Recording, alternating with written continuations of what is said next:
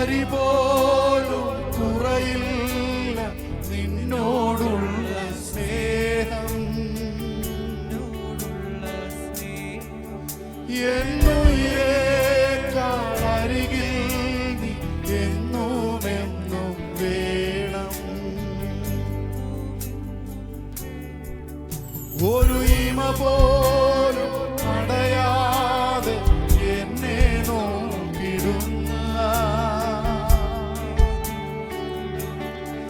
യേശുവപ്പയാണ് എപ്പോഴും പ്രിയ തോഴൻ. ഒരിമ പോലും.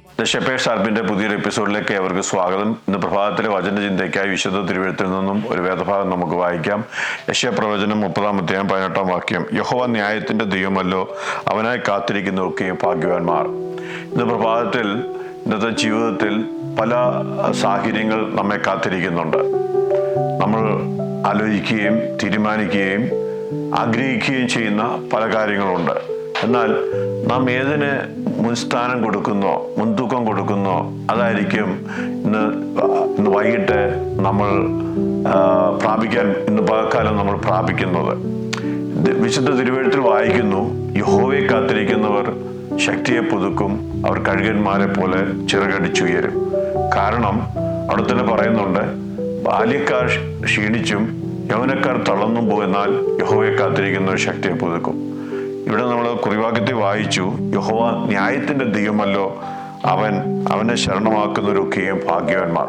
ഇന്ന് പകൽക്കാലം നമ്മുടെ ജീവിതം കർത്താവിൽ ആരംഭിക്കട്ടെ. ദൈവത്തോട് നമുക്ക് പ്രാർത്ഥിക്കാം. ഇന്ന് പകൽക്കാലം നമുക്ക് ജീവിപ്പാൻ ആവശ്യമായ കൃപ ദൈവം തരട്ടെ. കർത്താവിൻ്റെ വചനം അനുസരിച്ച് ജീവിപ്പാൻ. ഇവിടെ വായിച്ചു, ദൈവം ന്യായത്തിന്റെ ദൈവമാണ്.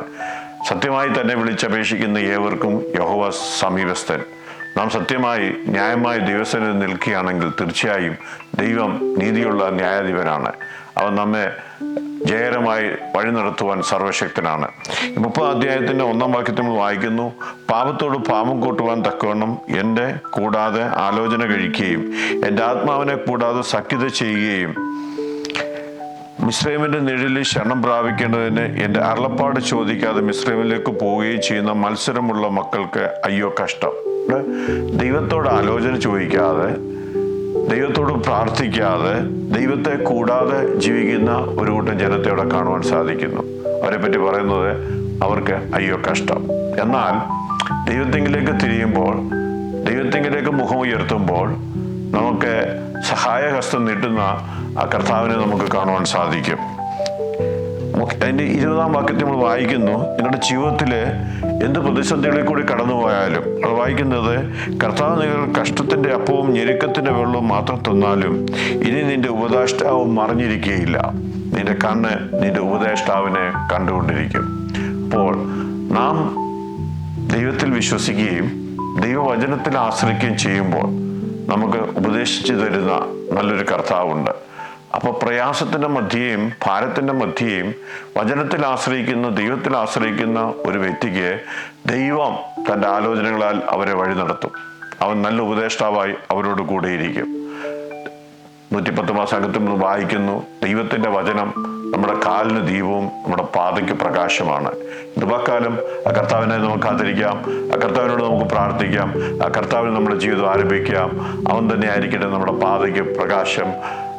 നമ്മുടെ വഴി തികവുള്ളതായി തീരുവാൻ, പ്രകാശമുള്ളതായി തീരുവാൻ ഇതുപക്കാലം ദൈവത്തെ സമർപ്പിക്കാം.